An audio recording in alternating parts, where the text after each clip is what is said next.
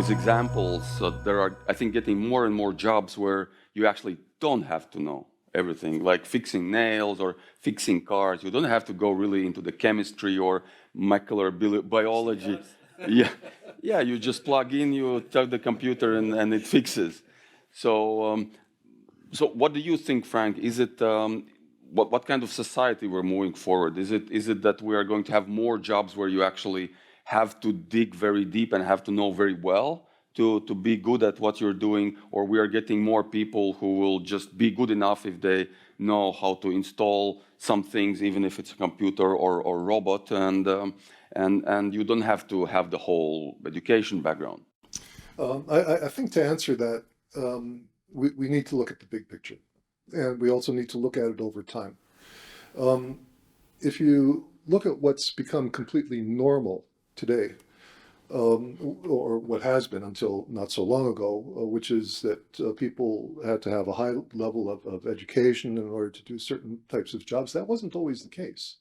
I mean, if you go back, say, 40 years, 40, maybe 50 years, then what happened was exactly the opposite, where people with lesser qualification suddenly had to make way to people who had a greater qualification, although that greater qualification wasn't really necessary in order to get the job done. So what we're seeing today is exactly the opposite trend, where because highly qualified people aren't available anymore in such large numbers, companies are actually starting to think about the qualifications that they really need to have rather than the nice to have. Mhm. So yeah, I think that we're moving back into this sort of situation that we were already in economically many years ago.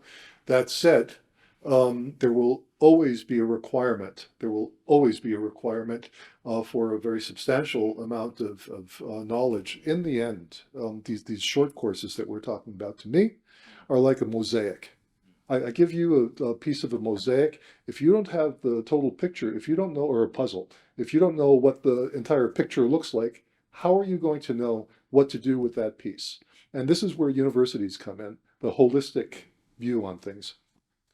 A little bit to add on this, I think from very practical examples, what we've seen, of course, you let's say, as you mentioned, this example with testing, and there might be, of course, some cases where person can grow out of this into something more complex, but what we are seeing right now and there have been many attempts also in Latvian industry to actually make these courses how to transform adult person into an IT person. But if this person at the very deep level in his school years, if he has failed in mathematics, there is nothing you can help.